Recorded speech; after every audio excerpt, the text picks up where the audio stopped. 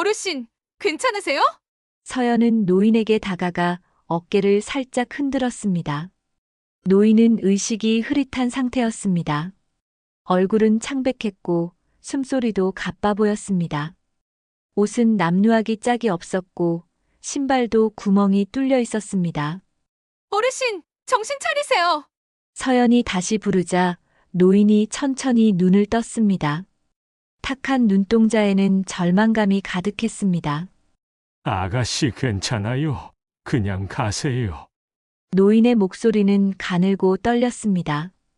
하지만 서연은 그냥 갈 수 없었습니다. 노인의 얼굴빛을 보니 심상치 않았습니다. 당장 병원에 가야 할 것 같았습니다. 안 되겠어요. 병원에 가셔야겠어요. 서연은 핸드폰을 꺼내 119에 전화를 걸려고 했습니다. 하지만 노인이 서연의 손을 붙잡았습니다. 안 돼요. 본격적인 이야기를 시작하기 전에 혹시 저희 채널이 처음이시라면 구독 버튼을 눌러주시고 오늘 이야기가 마음에 드신다면 좋아요도 부탁드립니다. 구독과 좋아요는 무료이지만 저희에게는 큰 힘이 됩니다. 그리고 지금 어디서 이 이야기를 듣고 계신지 궁금합니다. 댓글로 안부 인사와 함께 알려주시면 정말 감사하겠습니다. 그럼 이제 오늘 준비한 이야기를 들려드리겠습니다. 서울 변두리 고시원 골목길은 새벽 4시가 되어서야 조용해집니다. 편의점 야간 근무를 마친 이서연은 무거운 발걸음으로 계단을 올라갑니다. 형광등이 깜빡거리는 좁은 복도를 지나 자신의 방 앞에 서니 문틈 사이로 하얀 종이 한 장이 보입니다. 독촉장이었습니다. 학자금 대출 연체 통지서였죠. 서연은 깊은 한숨을 내쉬며 방문을 열었습니다. 2평 남짓한 방 안은 침대와 책상이 전부였습니다. 벽에는 간호대학 입학 허가서가 액자에 끼워져 있었는데 이미 색이 바래 노랗게 변해 있었습니다. 서연은 지친 몸을 침대에 눕히며 천장을 바라봤습니다. 25 또래 친구들은 모두 취업을 하거나 연애를 하고 있을 나이입니다. 하지만 서연은 아직도 꿈을 포기할 수 없었습니다. 어머니가 돌아가시기 전 마지막으로 하신 말씀이 귓가에 맴돌았습니다. 서연아, 내가 간호사가 되면 정말 좋겠다. 아픈 사람들을 돌봐주는 천사 같은 일이잖니. 그때는 고등학생이었던 서연에게 어머니의 말씀은 단순한 격려였습니다. 하지만 어머니가 병상에서 고생하시는 모습을 지켜보면서 간호사라는 직업이 얼마나 소중한지 깨달았습니다. 환자 곁에서 따뜻한 손을 내밀어주는 간호사들의 모습이 서연에게는 천사처럼 보였거든요. 핸드폰 알람이 울렸습니다. 오늘도 오후에 다른 아르바이트를 해야 했습니다. 카페에서 4시간, 그 다음엔 편의점 야간 근무까지. 하루 16시간을 일해야 겨우 생활비를 감당할 수 있었습니다. 간호대학 등록금은 엄두도 못 내고 있었죠. 서연은 책상 서랍을 열어 통장을 꺼냈습니다. 잔액은 12만 원. 이번 달 월세 30만 원을 내고 나면 빚만 남게 됩니다. 매달 반복되는 일이었지만 여전히 막막했습니다. 서연은 지갑 속 동전까지 세어봤습니다. 1,000원짜리 동전 몇 개와 100원짜리들이 전부였습니다. 그때 핸드폰이 울렸습니다. 모르는 번호였지만 서연은 받을 수밖에 없었습니다. 빚 독촉 전화일 가능성이 높았거든요. 여보세요? 이서연 씨죠? 한국장학재단입니다. 대출 연체로 인해 신용등급 하향 예정 통보드립니다. 서연의 가슴이 철렁 내려앉았습니다. 신용등급까지 떨어지면 정말 끝이었습니다. 어떤 대출도 받을 수 없고 신용카드 사용도 불가능해집니다. 죄송합니다. 이번 주 안에 꼭 입금하겠습니다.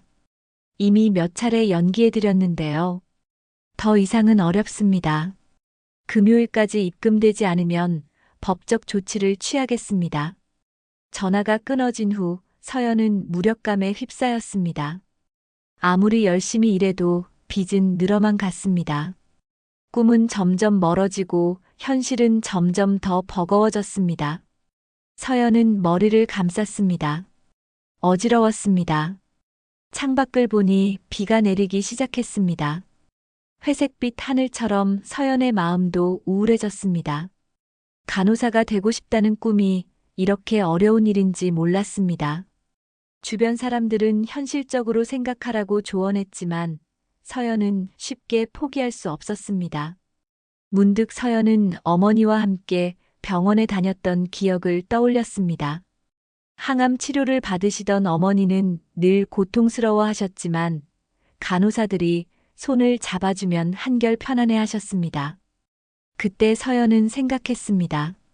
나도 저런 사람이 되고 싶다고. 아픈 사람들에게 희망을 주는 사람이 되고 싶다고. 하지만 현실은 녹록지 않았습니다. 어머니가 돌아가신 후 서연은 혼자가 되었습니다. 친척들은 연락을 끊었고 아버지는 서연이 어릴 때 이미 세상을 떠나셨습니다. 정말 혼자였습니다. 간호대학에 합격했을 때의 기쁨도 잠시 등록금 문제 앞에서 무너져 내렸습니다. 서연은 간호대학 입학 허가서를 손에 들었습니다. 구겨지고 낡았지만 여전히 소중한 꿈의 증표였습니다. 포기하고 싶을 때마다 이 종이를 보며 버텨왔습니다. 어머니의 마지막 소원이기도 했으니까요. 시계를 보니 오전 8시였습니다. 2시간 후면 카페로 출근해야 했습니다. 서연은 일어나 세수를 했습니다. 거울 속 자신의 모습은 초췌했습니다. 다크서클이 짙고 볼도 많이 빠졌습니다. 제대로 된 식사를 한 게 언제인지 기억나지 않았습니다. 냉장고를 열어봤지만 텅 비어 있었습니다. 라면 한 개도 없었습니다. 서연은 가방에서 편의점에서 가져온 삼각김밥 하나를 꺼냈습니다. 유통기한이 하루 지난 것이었지만 버릴 수는 없었습니다. 이것이 오늘의 아침이자 점심이 될 예정이었습니다.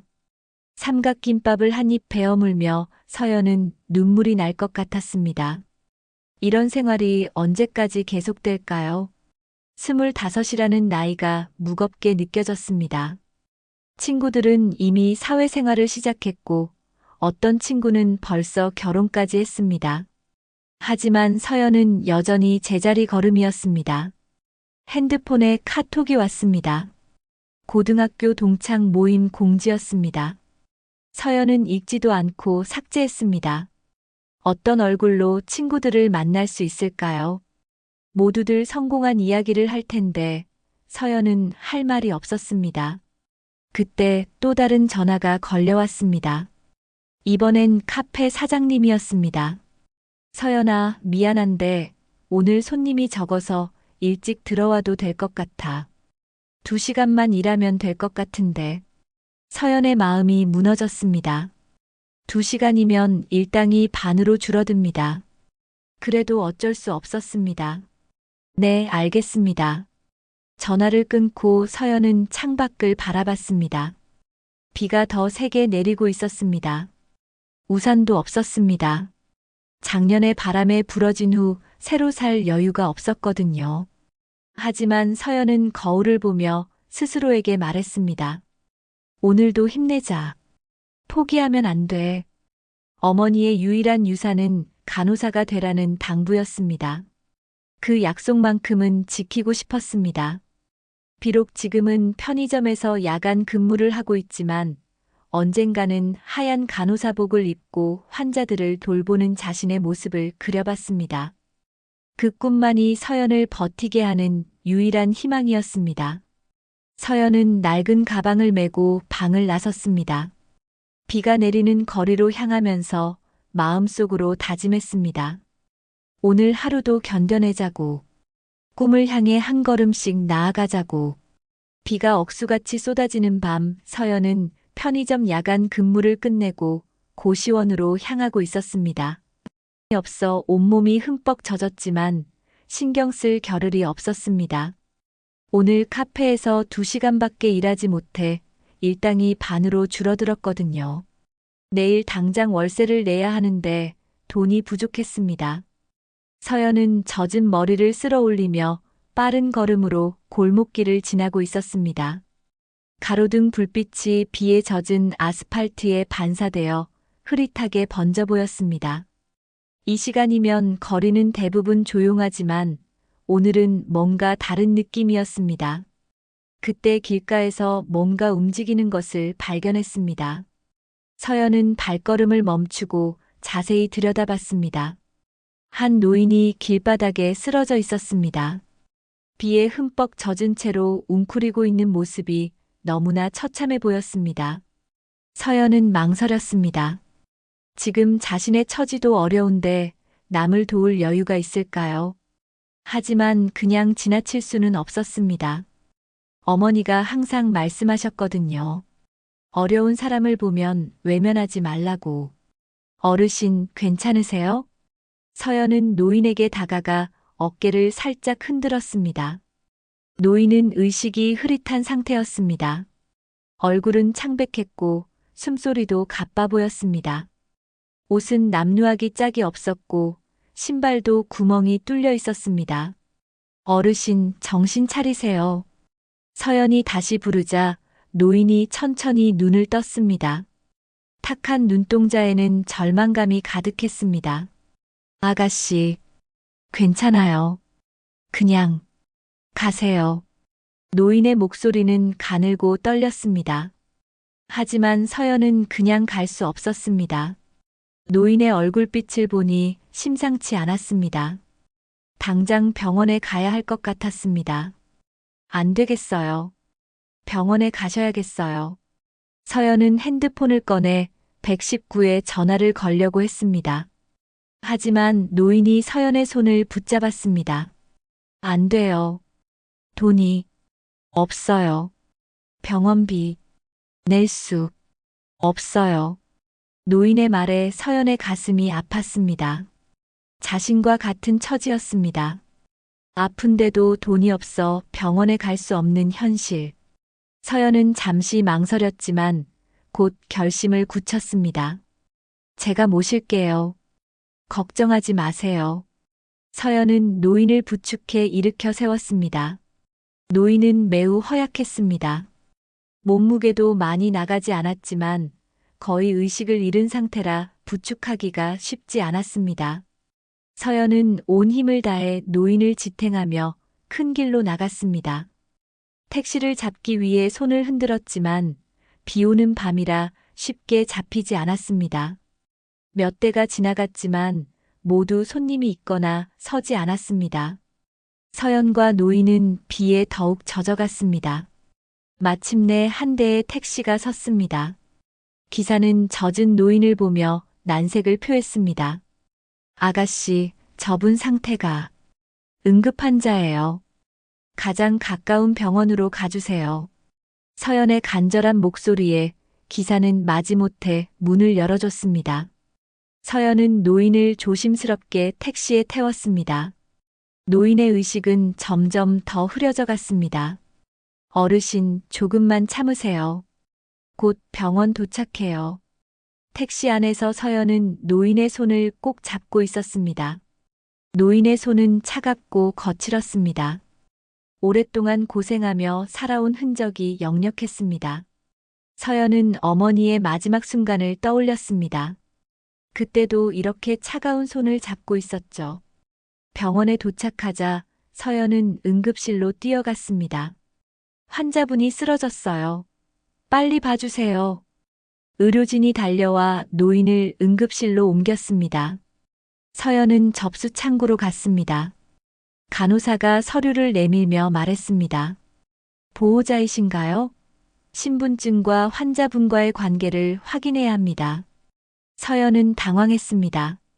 자신은 그냥 길에서 쓰러진 노인을 도운 것뿐이었습니다. 저는 그냥 길에서 쓰러진 분을 발견해서 모시고 온 거예요. 그럼 가족이나 보호자에게 연락을 취해야겠네요. 신분증이라도 확인할 수 있나요? 간호사가 노인의 주머니를 뒤졌지만 아무것도 나오지 않았습니다. 지갑도 신분증도 핸드폰도 없었습니다. 보호자도 없고 신분도 확인이 안 되면 치료가 어렵습니다. 그리고 응급실 기본 비용이 10만 원 정도 나올 텐데. 간호사의 말에 서연의 마음이 무거워졌습니다. 10만 원이라는 돈이 지금의 서연에게는 큰 금액이었습니다. 하지만 그냥 돌아설 수는 없었습니다. 서연은 지갑을 꺼냈습니다. 통장에서 뽑은 돈과 편의점에서 받은 일당을 합쳐 겨우 12만 원이 있었습니다. 내일 월세를 내야 하는 돈이었지만 서연은 망설이지 않았습니다. 제가 낼게요. 제가 보호자가 되겠습니다. 하지만 아가씨는 제가 책임질게요. 빨리 치료해 주세요. 서연은 돈을 내밀었습니다. 간호사는 의아한 표정을 지었지만 돈을 받고 수속을 밟았습니다. 의사가 나와서 설명했습니다. 일단 응급처치는 끝났습니다. 심한 탈수와 영양실조 상태입니다. 며칠간 제대로 드시지 못한 것 같네요. 입원이 필요한 상태입니다. 입원비는 얼마나 될까요? 하루에 10만 원 정도 예상하시면 됩니다. 최소 사흘은 입원하셔야 할 것 같습니다. 서연의 머리가 복잡해졌습니다. 40만 원이라는 돈을 어디서 구할까요? 하지만 지금 포기할 수는 없었습니다. 일단 오늘 입원비는 제가 내겠습니다. 서연은 남은 돈을 모두 꺼내냈습니다. 지갑이 텅 비었습니다. 내일 월세는 어떻게 낼까요? 편의점 사장님께 급여를 미리 달라고 부탁해야겠다고 생각했습니다. 병실에서 링거를 맡고 있는 노인을 보니 조금 안색이 돌아온 것 같았습니다.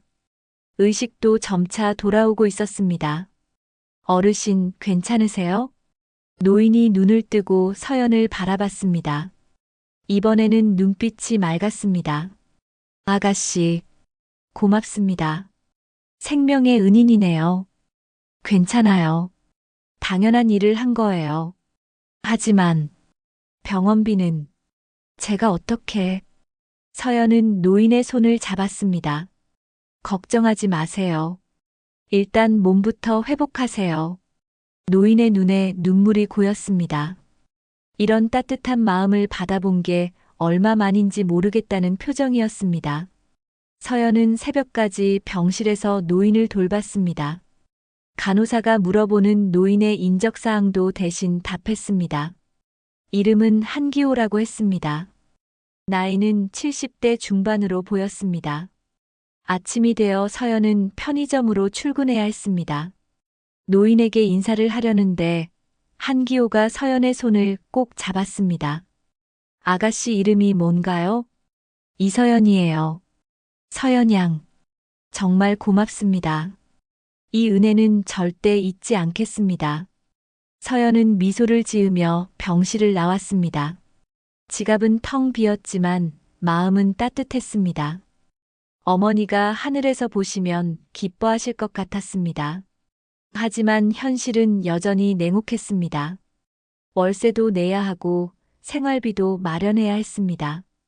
서연은 무거운 마음으로 편의점으로 향했습니다. 편의점에서 야간 근무를 마친 서연은 병원에 들러 한기호 어르신의 안부를 확인했습니다. 다행히 상태가 많이 호전되어 오늘 오후면 퇴원할 수 있다고 했습니다. 서연은 안도의 한숨을 쉬었습니다. 서연 양, 정말 어떻게 감사를 드려야 할지 모르겠네요. 한기호는 침대에 앉아 서연의 손을 꼭 잡았습니다. 하루 만에 얼굴에 생기가 돌아왔습니다. 어르신께서 건강해지시는 게 가장 큰 보답이에요. 퇴원하시면 어디로 가실 건가요? 한기호의 표정이 어두워졌습니다. 갈 곳이 없다는 듯 고개를 저었습니다. 아직 정하지 못했습니다. 서연은 마음이 아팠지만 자신도 고시원 월세를 밀린 상황이라 도움을 드릴 수 없었습니다. 제가 오후에 다시 올게요. 그때까지 푹 쉬세요. 서연은 병실을 나와 편의점으로 향했습니다. 오늘도 긴 하루가 시작될 예정이었습니다. 월세를 내기 위해 사장님께 급여를 미리 달라고 부탁해야 했습니다. 편의점에서 하루 종일 일하며 서연은 계속 한기호 어르신 생각을 했습니다. 퇴원하시면 정말 갈 곳이 없으실까요?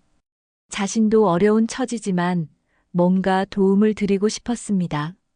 저녁이 되어 다시 병원에 갔을 때 병실은 비어 있었습니다.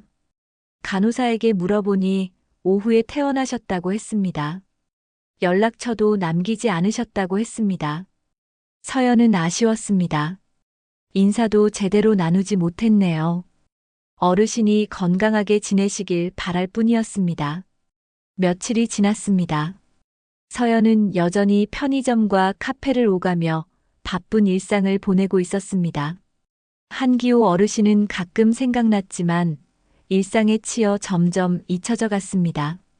그런데 일주일 후 편의점에서 일하고 있을 때였습니다. 검은 정장을 입은 남자 2명이 편의점으로 들어왔습니다.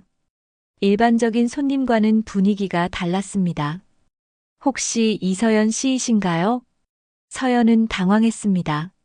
자신을 찾는 사람들이 누구일까요? 네. 그런데 누구세요? 저희는 한진그룹에서 나왔습니다. 회장님께서 뵙자고 하시는데요. 회장님이요? 저는 회장님을 모르는데요. 한기호 회장님께서 꼭 뵙자고 하셨습니다. 그제야 서연은 깨달았습니다. 한기호 어르신이 한진그룹의 회장이라는 것을. 하지만 믿어지지 않았습니다. 길에서 쓰러진 그 초라한 모습의 노인이 한국 최대 기업의 회장이라니요. 지금 당장 가야 하나요? 네, 차가 밖에서 기다리고 있습니다. 서연은 사장님께 급한 일이 생겼다고 말하고 편의점을 나왔습니다. 밖에는 고급 세단이 대기하고 있었습니다. 차 안에서 서연은 긴장했습니다. 창밖으로 보이는 풍경도 점점 달라졌습니다. 고급 빌딩들이 즐비한 강남 한복판으로 향하고 있었습니다. 마침내 차는 웅장한 빌딩 앞에 멈췄습니다. 한국 최대 기업 중 하나인 한진그룹 본사였습니다. 서연은 그제야 상황을 조금씩 이해하기 시작했습니다. 이서연 씨, 이쪽으로 오세요. 엘리베이터를 타고 최고층으로 올라갔습니다. 문이 열리자 넓은 회장실이 나타났습니다. 일주일 전 병원에서 본 한기호가 깔끔한 양복을 입고 커다란 책상 앞에 앉아 있었습니다. 완전히 다른 사람 같았습니다. 어제 초라하고 약해 보이던 모습은 온데간데 없고 위험 있는 기업인의 모습이었습니다. 서연은 입을 다물지 못했습니다. 서연 양 앉으세요. 한기호는 따뜻한 미소를 지었습니다. 병원에서 보여준 그 감사의 표정 그대로였습니다. 어르신. 아니 회장님이세요? 네, 한진그룹 회장 한기호입니다. 그날은 정말 고마웠습니다. 서연은 아직도 믿어지지 않았습니다. 길에서 쓰러진 노숙자 같던 분이 한국 최고 재벌 중 한 명이라니요. 그날은 왜 그런 모습으로. 한기호의 표정이 잠시 어두워졌습니다. 가끔 이런 일을 합니다. 세상 사람들이 정말 어떤 마음으로 사는지 알고 싶어서요. 돈과 권력을 벗어던지고 말이죠. 그래서 일부러. 네. 하지만 그날은 정말 위험했습니다. 실제로 몸이 안 좋았거든요. 만약 서연 양이 지나치지 않았다면. 한기호는 고개를 숙였습니다. 서연 양 덕분에 살았습니다. 그것도 자신의 전 재산을 써가면서 말이죠. 서연은 얼굴이 빨개졌습니다. 자신의 사정을 다 알고 계신 것 같았습니다. 저는 당연한 일을 한 것뿐이에요. 당연한 일이라고요? 요즘 세상에 그런 사람이 몇이나 될까요? 자신도 어려운데 남을 도울 사람이 말이에요. 한기호는 서연을 진지하게 바라봤습니다. 저는 지금까지 수많은 사람들을 만났습니다. 그런데 진짜 순수한 마음으로 다가온 사람은 서연 양이 처음입니다. 회장님, 서연 양의 꿈이 간호사라고 들었습니다. 서연은 깜짝 놀랐습니다. 어떻게 자신의 꿈까지 알고 계신 걸까요? 네. 어머니의 마지막 소원이기도 해서. 훌륭한 꿈입니다. 제가 도와드리고 싶습니다. 도와주신다니요? 한기호는 서류 뭉치를 서연 앞에 놓았습니다. 간호대학 등록금과 생활비를 지원해드리겠습니다. 장학금 형태로 말이죠. 서연은 눈이 커졌습니다. 너무 갑작스럽고 큰 제안이었습니다. 하지만 저는 그럴 만한 자격은 충분합니다. 그날 보여준 그 마음이 자격입니다. 서연의 눈에 눈물이 고였습니다. 포기할 뻔했던 꿈이 다시 현실이 될 수 있다는 희망이 보였습니다. 정말 괜찮을까요? 물론입니다. 하지만 조건이 있습니다. 서연은 긴장했습니다. 가끔 이 할아버지와 차나 한잔하면서 이야기해 주세요. 오랫동안 진짜 마음을 나눌 사람이 없었거든요. 한기호의 말에 서연은 미소를 지었습니다. 무서운 조건이 아니라 따뜻한 부탁이었습니다. 네, 기꺼이 그러겠습니다. 그때 회장실 문이 벌컥 열리며 한 남자가 들어왔습니다. 30대 중반으로 보이는 잘생긴 남자였는데 얼굴에는 불쾌한 표정이 가득했습니다. 아버지, 갑자기 무슨 일이십니까? 한기호가 돌아봤습니다. 정우야, 마침 잘 왔다. 소개할 사람이 있어. 한정우는 서연을 차갑게 바라봤습니다. 첫 만남부터 적대적인 시선이었습니다. 이분이 이서연 양이다. 내 생명의 은인이지. 정우의 눈빛이 더욱 차가워졌습니다. 한정우는 서연을 위아래로 훑어보며 냉소적인 미소를 지었습니다. 가난해 보이는 옷을 입은 서연의 모습이 이 고급스러운 회장실과는 너무나 대조적으로 보였습니다. 생명의 은인이라고 하셨나요? 아버지께서 언제 위험하셨다는 건지 모르겠네요. 한기호의 표정이 굳어졌습니다. 정우야, 말 조심해라. 서연 양이 아니었다면 내가 어떻게 됐을지 몰라. 아버지, 혹시 또 그런 일을 하신 건 아니죠? 신분을 숨기고 거리를 돌아다니시는. 정우의 말에 서연은 당황했습니다. 회장님이 자주 이런 일을 하시는 건가요? 그건 중요하지 않다. 중요한 건 서연 양이 진심으로 나를 도왔다는 것이다. 정우는 서연을 다시 한번 차갑게 바라봤습니다. 진심이라고 하셨나요? 요즘 세상에 공짜로 남을 돕는 사람이 어디 있습니까? 분명 무언가 노리는 게 있을 겁니다. 서연의 얼굴이 빨개졌습니다. 모욕감이 밀려왔습니다. 저는 그런 사람이 아닙니다. 그냥 쓰러진 분을 도운 것뿐이에요. 그냥요? 병원비까지 대신 내면서요? 자신도 어려운 처지인데 말이에요. 정우는 서연의 사정을 이미 조사해온 것 같았습니다. 서연은 당황했습니다. 어떻게 제 사정을? 우리 아버지 주변 사람들은 모두 조사합니다. 안전상 당연한 일이죠. 정우는 책상 위에 놓인 서류를 가리켰습니다. 이서연 25살 부모님 모두 돌아가시고 혼자 생활 중. 편의점과 카페에서 아르바이트를 하며 생계 유지.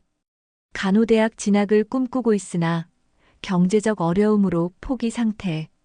현재 고시원 월세 연체 중. 서연은 충격을 받았습니다. 자신의 모든 사생활이 다 조사되었다는 사실에 소름이 돋았습니다. 이런 상황에서 갑자기 우리 아버지를 도왔다? 너무 절묘한 타이밍 아닙니까? 한기호가 정우를 제지했습니다. 정우야, 그만해. 서연 양은 정말 순수한 마음으로. 아버지, 깨어나세요. 이런 식으로 접근하는 사람들이 한두 명이 아니었잖아요. 작년에도 길에서 넘어진 척하며 접근한 여자가 있었고, 재작년에는 가짜 자선단체를 만들어 접근한 남자도 있었어요. 정우의 말이 계속되자 서연의 마음이 상했습니다. 자신을 사기꾼 취급하는 것 같았습니다. 저는 회장님이 누구신지도 몰랐어요. 그냥 아픈 분을 도운 것뿐입니다. 그렇게 말하는 사람들이 대부분이죠. 하지만 결국엔 모두 돈을 요구했어요. 학비를 대달라, 사업자금을 빌려달라, 집을 사달라. 온갖 요구들을 했죠. 정우는 서연을 비웃듯 바라봤습니다. 당신도 마찬가지 아닙니까? 간호대학 등록금을 지원받으려고 접근한 거 아닌가요? 서연은 더 이상 참을 수 없었습니다. 일어나서 한기호에게 인사했습니다. 회장님, 저는 그런 사람이 아닙니다. 하지만 오해를 받는 것 같으니 이만 가보겠습니다. 서연 양, 잠깐만. 한기호가 말렸지만 서연은 이미 문을 향해 걸어가고 있었습니다. 정우가 비꼬듯 말했습니다. 역시 본색이 나오네요. 뜻대로 안 되니까 화를 내면서 나가는군요. 서연은 문고리를 잡고 돌아섰습니다. 저는 화가 난 게 아니에요. 슬픈 거예요. 선의로 한 일이 이렇게 의심받는다는 게 말이에요. 서연의 목소리가 떨렸습니다. 눈물이 날 것 같았지만 참았습니다. 하지만 한 가지는 확실히 말씀드릴게요. 저는 회장님의 도움이 필요하지 않아요. 제 힘으로 꿈을 이룰 거예요. 그래요? 그럼 지금까지 어떻게 살아왔나요? 제 힘으로? 정우의 날카로운 질문에 서연은 할 말을 잃었습니다. 아르바이트 몇 개를 해봤자 간호대학 등록금은 꿈도 못 꾸잖아요. 현실을 보세요. 그래도 저는 포기하지 않을 거예요. 언젠가는 제 힘으로. 언젠가는요? 몇 년을 더 그렇게 살 건가요? 10년? 20년? 정우의 말들이 서연의 가슴을 찔렀습니다. 하지만 서연은 굴복하지 않았습니다. 그래도 저는 제 힘으로 하겠어요. 남의 동정을 받으면서 살고 싶지 않거든요. 서연이 나가자 회장실은 정적에 휩싸였습니다. 한기호는 정우를 실망스럽게 바라봤습니다. 정우야, 너는 왜 그렇게 사람을 의심부터 하느냐? 아버지, 제가 그동안 얼마나 많은 사기꾼들을 막아냈는지 아세요? 아버지의 선량한 마음을 이용하려는 사람들이 너무 많아요. 하지만 서연 양은 달랐어. 진짜 순수한 마음이었다고. 그렇게 생각하시는 거죠. 아버지는 너무 순진하세요. 정우는 창밖을 바라보며 말했습니다. 저 여자가 정말 순수한 마음이라면 지금처럼 화내면서 나가지 않았을 겁니다. 진짜 선이었다면 끝까지 이해시키려고 노력했겠죠. 한기호는 고개를 저었습니다. 너는 아직 모른다. 진짜 상처받은 사람의 마음을 말이야. 아버지는 너무 감상적이세요. 비즈니스는 감정으로 하는 게 아닙니다. 이건 비즈니스가 아니야. 인간의 마음에 관한 문제다. 한편 서연은 엘리베이터를 타고 내려오면서 눈물을 참고 있었습니다. 이렇게 모욕받을 줄 몰랐습니다. 선의로 한 일이 이렇게 의심받다니요. 빌딩을 나와 길을 걸으며 서연은 생각했습니다. 역시 가난한 사람의 선의는 믿어지지 않는 건가요? 돈이 없으면 진심도 의심받는 세상인가요? 지하철에서 서연은 핸드폰을 봤습니다. 한국장학재단에서 온 문자였습니다. 마지막 경고 통보였습니다. 이번 주 안에 연체금을 납부하지 않으면 법적 조치를 취한다는 내용이었습니다. 서연의 마음이 더욱 무거워졌습니다. 현실은 여전히 냉혹했습니다. 자존심만으로는 살 수 없는 세상이었습니다. 서연은 편의점으로 돌아왔습니다. 사장님이 걱정스럽게 물어봤습니다. 무슨 일이었어? 갑자기 나가더니 얼굴이 안 좋네. 아무것도 아니에요. 괜찮습니다. 하지만 서연의 마음은 괜찮지 않았습니다. 한기호 회장의 따뜻한 제안도 생각났지만 아들의 차가운 시선이 더 기억에 남았습니다. 며칠이 지났지만 서연은 여전히 그날의 일을 잊을 수 없었습니다. 간호사의 꿈을 포기할 수는 없었지만 다른 사람의 도움을 받는 것도 꺼려졌습니다. 그런데 일주일 후 편의점에 또 다른 손님이 찾아왔습니다. 이번에는 여성이었습니다. 정장을 입고 서류 가방을 든 모습이 변호사 같아 보였습니다. 이서연 씨이시죠? 잠시 이야기할 수 있을까요? 서연은 또 무슨 일인지 궁금했습니다. 한진그룹 법무팀에서 나왔습니다. 회장님께서 전하실 말씀이 있다고 하시네요. 저는 이미 거절했는데요. 그 일이 아닙니다. 다른 제안이세요. 여자는 서류를 꺼냈습니다. 회장님께서 서연 씨를 개인 비서로 채용하고 싶다고 하십니다. 물론 정식 채용이고 급여도 상당히 좋은 조건입니다. 서연은 당황했습니다. 갑자기 비서 제안이라니요. 저는 비서 경험이 없는데요. 그런 건 문제 없습니다. 회장님께서 직접 교육하시겠다고 하시네요. 월급은 300만 원부터 시작이고 각종 수당도 별도입니다. 300만 원이라는 금액에 서연은 놀랐습니다. 지금 아르바이트로 버는 돈의 몇 배였습니다. 어떻게 생각하세요? 서연은 고민했습니다. 한편으로는 좋은 기회처럼 보였지만 다른 한편으로는 한정우의 의심스러운 시선이 떠올랐습니다. 시간을 좀 주실 수 있나요? 물론입니다. 하지만 너무 오래 기다릴 수는 없어요. 회장님께서 빨리 답변을 원하시거든요. 여자가 떠난 후 서연은 깊은 고민에 빠졌습니다. 정말 이 제안을 받아야 할까요? 아니면 자신의 힘으로 계속 버텨야 할까요? 그날 밤 서연은 어머니의 사진을 보며 말했습니다. 엄마, 어떻게 해야 할까요? 이 기회를 잡아야 할까요? 아니면 포기해야 할까요? 어머니의 사진은 대답해주지 않았지만 서연은 마음속 깊은 곳에서 답을 찾고 있었습니다. 서연은 며칠 동안 고민한 끝에 한진그룹의 비서 제안을 받아들이기로 결심했습니다. 현실적으로 생각해보니 이 기회를 놓치면 언제 다시 올지 모르는 일이었습니다.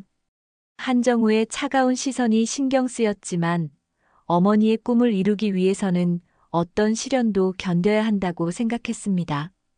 첫 출근 날 서연은 긴장된 마음으로 한진그룹 건물에 들어섰습니다. 인사팀에서 간단한 오리엔테이션을 받고 회장 비서실로 안내받았습니다. 한기호 회장은 따뜻하게 서연을 맞이했습니다. 서연 양 결정해줘서 고마워요. 앞으로 잘 부탁합니다. 네, 열심히 하겠습니다. 서연의 업무는 생각보다 복잡했습니다. 회장의 일정 관리부터 각종 서류 정리, 전화 응대까지 배워야 할 것이 산더미 같았습니다. 하지만 서연은 성실하게 업무에 임했습니다. 편의점과 카페에서의 아르바이트는 모두 그만두고 오직 비서 업무에만 집중했습니다. 그런데 출근한 지 일주일 만에 이상한 일들이 벌어지기 시작했습니다. 먼저 회사 내부 직원들 사이에서 수상한 소문이 돌기 시작했습니다. 신입 비서 어떻게 들어온 거야? 경력도 없는데 바로 회장 비서라니. 뭔가 특별한 커넥션이 있는 것 같아. 서연은 이런 시선들을 느끼며 더욱 열심히 일했습니다. 실력으로 인정받고 싶었거든요. 하지만 동료들의 견제는 날이 갈수록 심해졌습니다. 회장 비서실 선배인 김 과장은 서연을 노골적으로 무시했습니다. 서연 씨, 이 서류 다시 작성해 주세요. 형식이 맞지 않아요. 어떤 부분이 잘못된 건가요? 다 잘못됐어요. 처음부터 다시 하세요. 서연이 밤늦게까지 작성한 서류를 김 과장은 계속 다시 하라고 시켰습니다. 다른 직원들도 서연에게만 유독 까다로운 요구를 했습니다. 한 달이 지나자 더 큰 문제가 발생했습니다. 회사 내부 인터넷 게시판에 서연에 대한 악성 글이 올라오기 시작했습니다. 신입 비서 정체 의심스럽다. 길에서 주운 여자를 비서로 쓴다는 게 말이 되나? 회장님이 늙어서 판단력이 흐려진 것 같다. 서연은 이런 글들을 보며 상처받았지만 참고 견뎠습니다. 하지만 상황은 더욱 악화되었습니다. 어느 날 갑자기 언론에서 연락이 오기 시작했습니다. 한 기자가 서연에게 전화를 걸어왔습니다. 안녕하세요. 경제신문 기자입니다. 한진그룹 회장의 새 비서에 대해 취재하고 있는데요.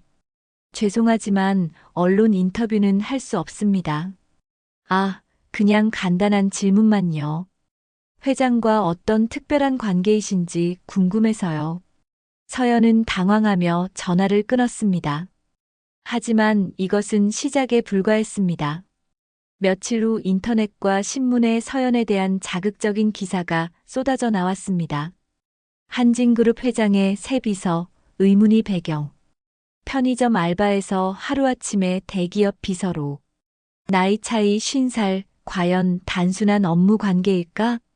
기사 내용은 더욱 충격적이었습니다. 서연이 한기호 회장과 동거하고 있다는 거짓 정보까지 포함되어 있었습니다. 이서연 씨는 부모님이 모두 돌아가신 후 혼자 생활하며 경제적 어려움을 겪어왔습니다. 그런 그가 갑자기 한진그룹 회장의 개인 비서가 된 것은 의문스러운 일입니다. 회사 관계자들은 두 사람 사이에 특별한 관계가 있을 것이라고 추측하고 있습니다. 서연은 기사를 읽으며 몸이 떨렸습니다. 이런 식으로 왜곡될 줄 몰랐습니다.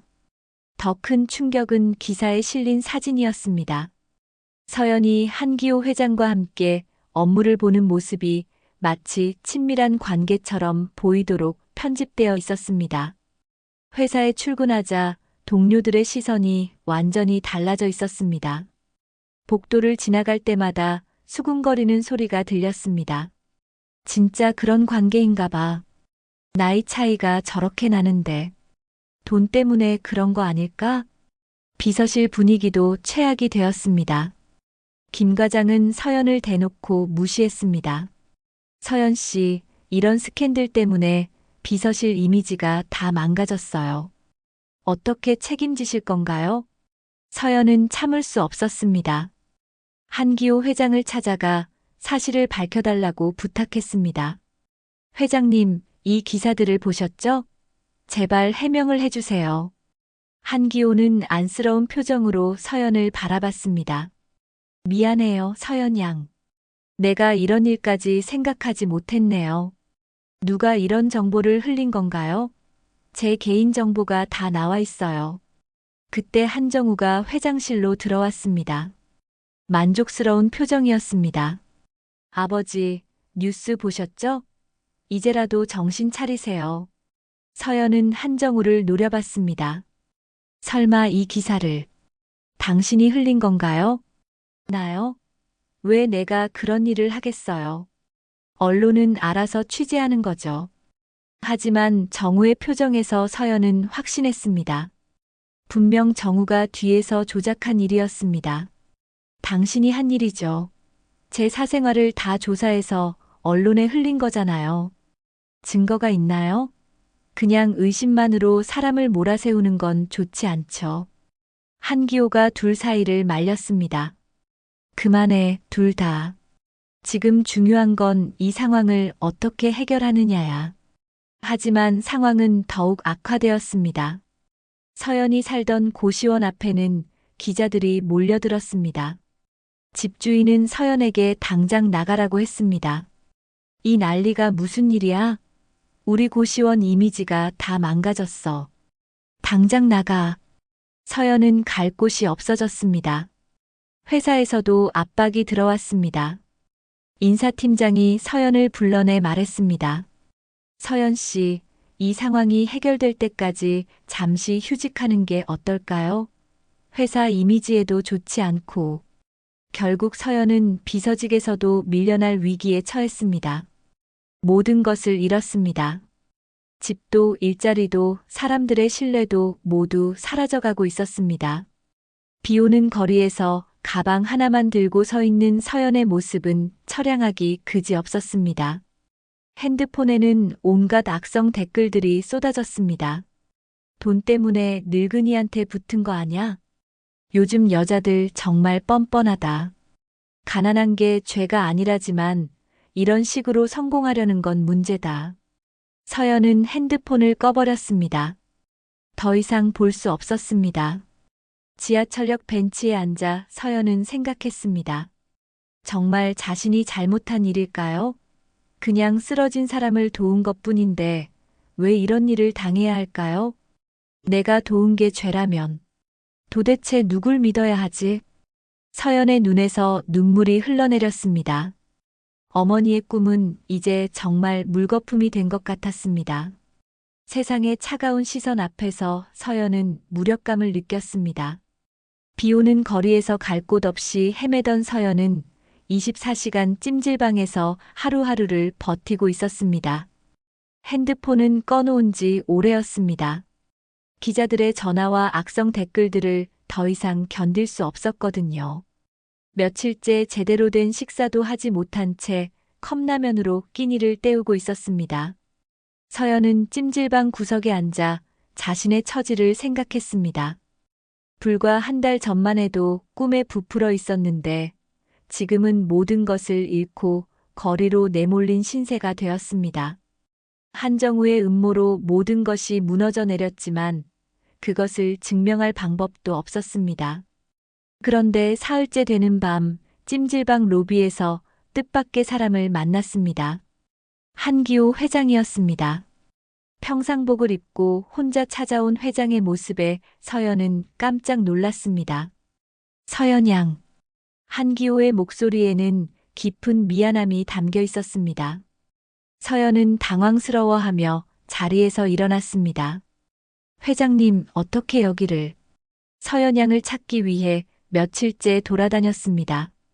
핸드폰도 꺼져 있고 고시원에도 없다고 해서. 한기호는 서연의 초췌한 모습을 보며 가슴이 아팠습니다. 며칠 새 훨씬 야위어진 얼굴, 구겨진 옷차림이 그의 마음을 무겁게 했습니다.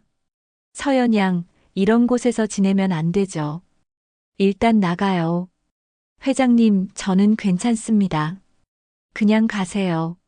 서연은 고개를 돌렸습니다. 지금의 자신이 너무 초라해서 회장님 앞에 서기가 부끄러웠습니다. 괜찮다니요? 이게 괜찮아 보입니까? 한기호는 서연의 손을 조심스럽게 잡았습니다. 이 모든 일이 제 때문입니다. 제가 서연 양을 지켜주지 못했어요. 아니에요. 제가 너무 순진했던 거예요. 세상이 이렇게 냉혹한 줄 몰랐어요. 서연의 목소리가 떨렸습니다. 그동안 억눌러왔던 감정들이 터져 나올 것 같았습니다. 서연 양의 진심을 제가 압니다.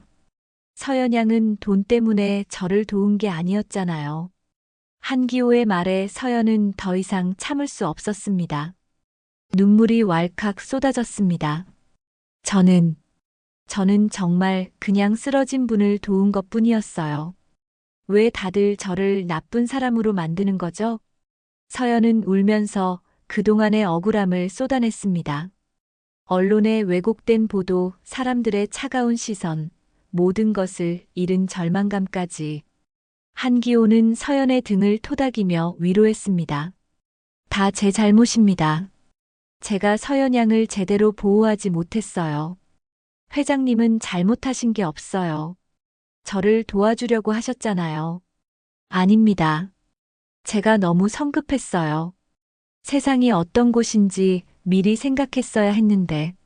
한기호는 깊은 한숨을 쉬었습니다. 서연 양, 저와 함께 가요. 안전한 곳으로 모셔다 드릴게요. 저는 이제 어디도 갈 곳이 없어요.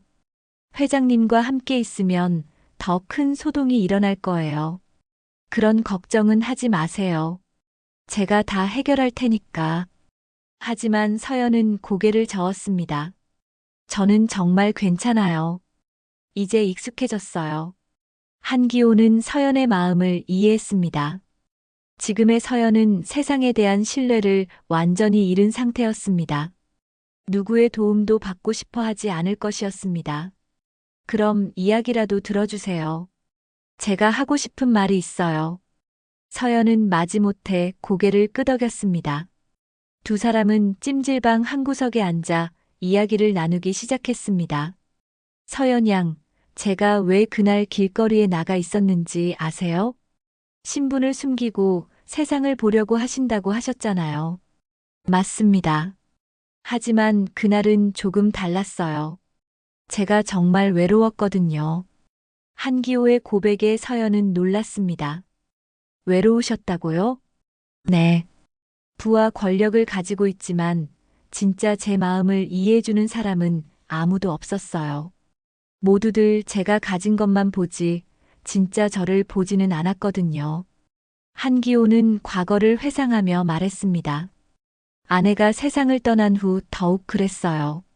정우도 사업 이야기만 하고 주변 사람들도 모두 이익을 위해 접근하죠. 그래서 그런 일을. 네. 그런데 서연양을 만났어요. 제가 누구인지도 모르면서 진심으로 걱정해주고 자신의 전 재산을 다 써가며 저를 도와준 사람을 말이에요. 서연은 그때의 기억을 떠올렸습니다. 정말 단순한 마음이었습니다. 그냥 아픈 사람을 도와야겠다는 생각뿐이었습니다. 서연 양은 특별해요. 요즘 세상에서 보기 드문 순수한 마음을 가지고 있어요. 하지만 그 순수함 때문에 이런 일을 당하게 됐잖아요. 서연의 목소리에는 자조가 섞여 있었습니다. 그게 아닙니다. 그 순수함이야말로 가장 소중한 거예요. 돈으로는 살 수 없는 것이거든요. 한기호는 서연을 진지하게 바라봤습니다. 제가 평생 찾던 게 바로 그런 마음이었어요. 계산 없는 진심, 조건 없는 선의 말이에요. 서연은 회장의 말에 마음이 움직였습니다. 하지만 여전히 현실이 두려웠습니다. 하지만 세상 사람들은 그렇게 생각하지 않아요. 저를 욕심 많은 기회주의자로 보고 있어요. 세상 사람들이 뭐라고 하든 상관없습니다. 중요한 건 진실이거든요. 한기호는 서연의 손을 다시 잡았습니다. 서연 양, 저와 함께 싸워요. 이 모든 억울함을 풀어봅시다. 어떻게요? 제가 방법을 찾을게요. 정우가 뒤에서 조작한 일들을 모두 밝혀낼 거예요. 서연은 잠시 망설였습니다. 다시 한번 희망을 가져도 될까요? 그때 서연은 문득 어머니와의 기억을 떠올렸습니다. 병원에서 힘들어 하시던 어머니가 간호사들의 따뜻한 손길에 위안을 받으시던 모습을 말입니다. 어머니가 항상 말씀하셨어요. 어려운 사람을 보면 외면하지 말라고, 그것이 사람다운 일이라고. 서연은 눈물을 닦으며 말했습니다. 저는 그 가르침을 따랐을 뿐이에요. 그런데 그것 때문에 이런 일을 당하게 되니 너무 속상해요. 어머니께서 훌륭한 분이셨군요. 그런 어머니의 딸이니까 서연 양도 그렇게 선한 마음을 가지게 된 거겠죠. 한기호는 서연을 따뜻하게 바라봤습니다. 서연 양의 어머니께서 간호사가 되길 바라셨다고 했죠? 네. 어머니의 마지막 소원이었어요. 그럼 그 꿈을 포기하면 안 되죠. 어머니께서 슬퍼하실 거예요. 서연은 고개를 끄덕였습니다. 정말 그랬습니다. 이렇게 포기하면 어머니께 죄송할 것 같았습니다. 다시 한 번만 믿어보세요. 저를 그리고 서연 양 자신을 말이에요. 한기호의 진심 어린 말에 서연은 마음을 열기 시작했습니다. 혼자서는 이겨낼 수 없는 시련이었지만 누군가 함께 해준다면 견딜 수 있을 것 같았습니다. 회장님, 정말 저를 믿어주시는 건가요? 물론입니다. 서연 양만큼 진실한 사람을 본 적이 없어요. 서연은 오랫동안 잃어버렸던 희망을 다시 느끼기 시작했습니다. 어머니와의 약속을 지킬 수 있을까요? 한기호 회장과의 만남 이후 서연은 다시 희망을 품기 시작했습니다. 회장님이 마련해 주신 작은 원룸에서 지내며 마음의 상처를 치유하고 있었습니다. 하지만 언론의 관심은 여전했고 한정우의 견제도 계속되고 있었습니다.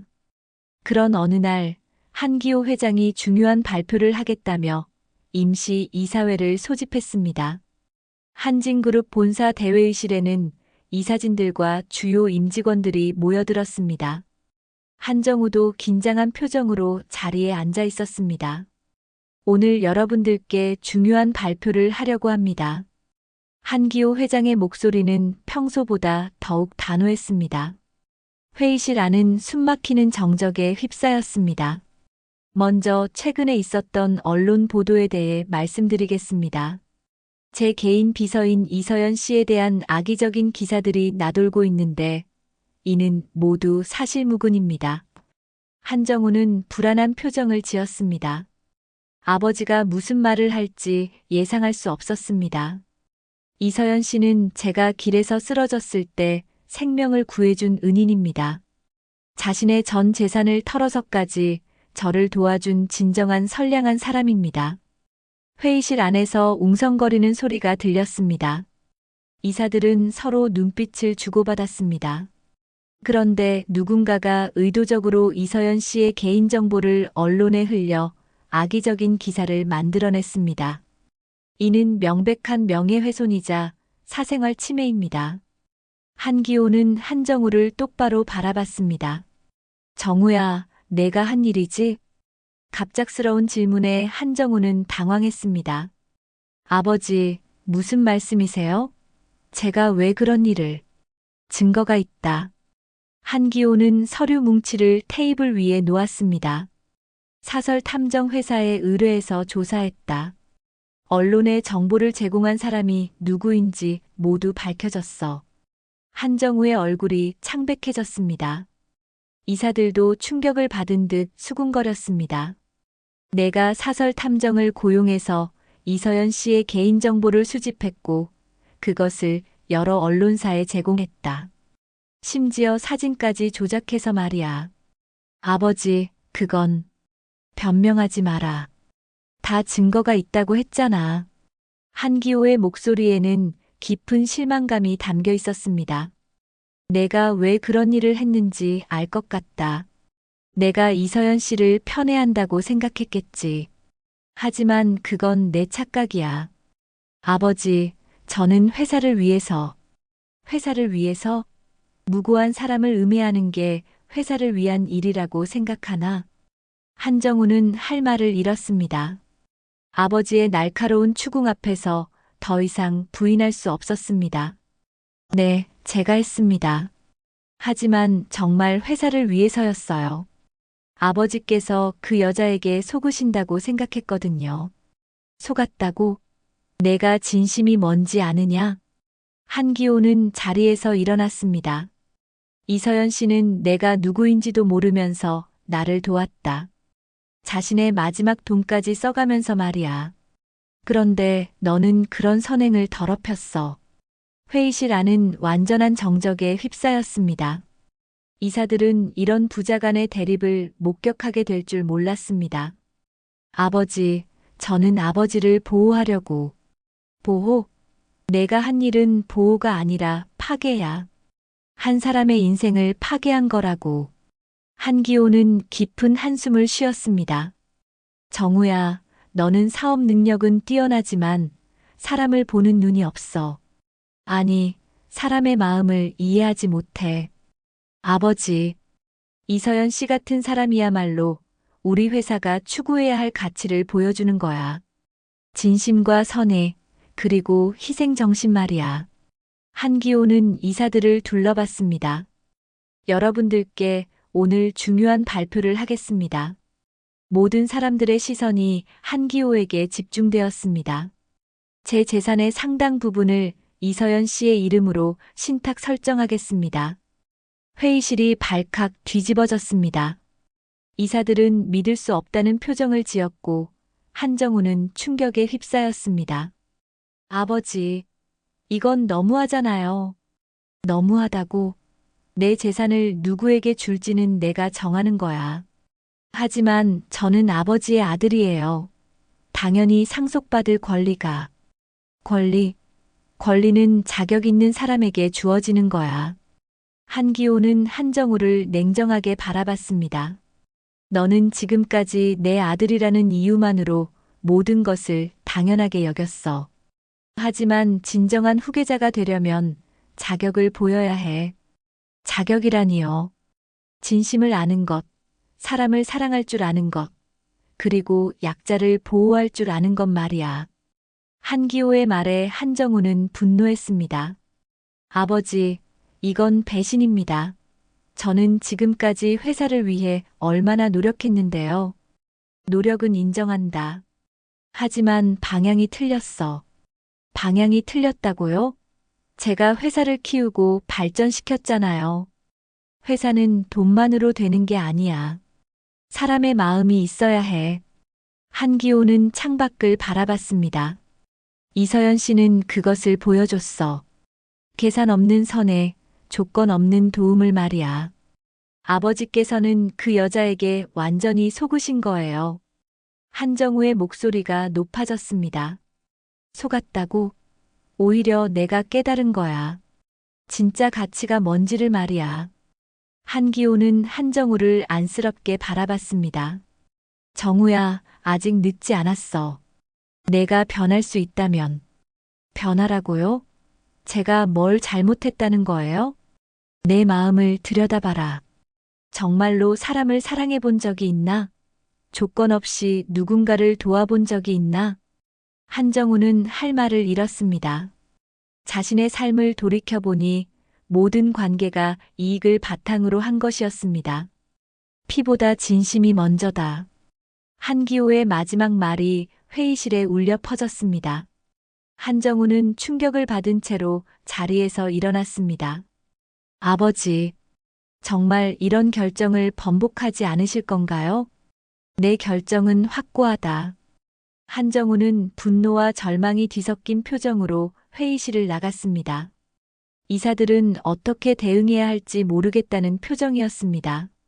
한기호는 남은 이사들을 향해 말했습니다. 여러분들도 잘 기억하세요. 진정한 리더십은 권력이 아니라 진심에서 나오는 것입니다. 회의가 끝난 후 한기호는 혼자 남아 창밖을 바라봤습니다. 어려운 결정이었지만 후회는 없었습니다. 이서연이 보여준 진심이야말로 이 회사가 나아가야 할 방향이었으니까요. 한기호 회장의 폭탄 발표 이후 몇 년이 흘렀습니다. 서연은 회장님이 신탁해 주신 재산을 바탕으로 장학재단을 설립했습니다. 희망나눔재단이라는 이름으로 시작된 이 재단은 경제적 어려움 때문에 꿈을 포기해야 하는 학생들을 지원했습니다. 서연 자신이 겪었던 절망적인 상황을 다른 사람들이 경험하지 않기를 바랐기 때문입니다. 재단 설립과 동시에 서연은 회장님의 지원으로 간호대학에 입학할 수 있었고 열심히 공부한 끝에 졸업을 앞두고 있었습니다. 그동안 언론의 관심도 점차 사그라들었고 서연은 조용한 일상을 되찾을 수 있었습니다. 졸업을 며칠 앞둔 어느 날 서연은 대학병원에서 실습을 하고 있었습니다. 하얀 간호사복을 입은 서연의 모습은 자신감과 따뜻함으로 가득했습니다. 환자들은 서연의 세심한 보살핌에 항상 고마워했습니다. 간호사 선생님, 정말 친절하세요. 덕분에 많이 나아진 것 같아요. 암병동에 입원한 한 할머니가 서연의 손을 꼭 잡으며 말했습니다. 서연은 미소를 지으며 할머니의 손을 다시 잡아드렸습니다. 할머니, 금방 좋아지실 거예요. 힘내세요. 서연은 할머니를 보며 돌아가신 어머니를 떠올렸습니다. 어머니도 이런 할머니와 같은 모습이셨죠. 그때 어머니 곁에서 간호사들의 따뜻한 손길을 보며 꿈꿨던 일이 이제 현실이 되었습니다.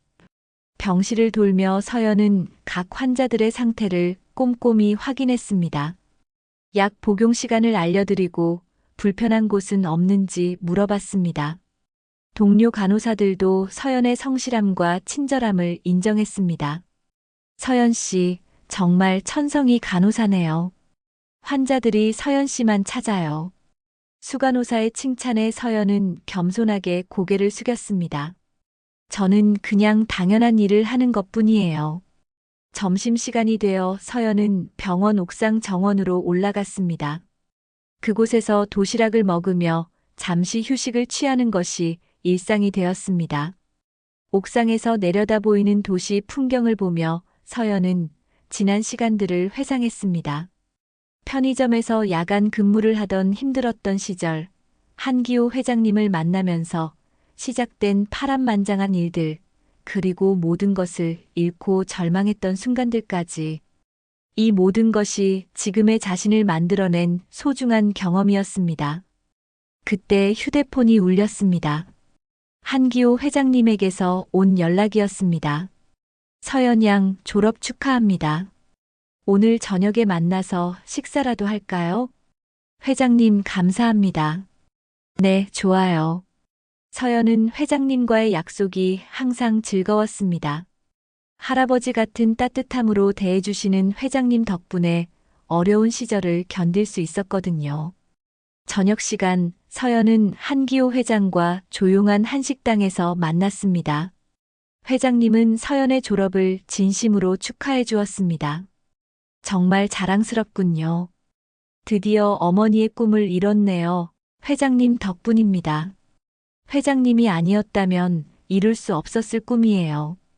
아닙니다. 서연 양의 노력과 의지가 있었기에 가능한 일이었어요. 그리고 희망나눔재단도 정말 잘 운영하고 계시더군요. 한기호는 서연을 흐뭇하게 바라봤습니다. 서연이 설립한 장학재단은 벌써 수십 명의 학생들에게 희망을 주고 있었습니다. 재단 일은 정말 보람찬 것 같아요. 저처럼 어려운 상황에 있는 학생들이 꿈을 포기하지 않고 도전할 수 있게 도와주는 거니까요. 서연 양이 직접 겪었던 일이라 더욱 진심이 담겨 있겠네요. 그런데 한정우 부사장님은 어떻게 지내고 있나요? 서연이 조심스럽게 물어보자 한기호의 표정이 잠시 어두워졌습니다. 아직도 저를 원망하고 있어요. 하지만 언젠가는 이해할 날이 올 거라 믿습니다. 미안해요. 저 때문에 부자 관계가. 아닙니다. 이건 언젠가는 해결해야 할 문제였어요. 서연 양은 그저 계기일 뿐이었습니다.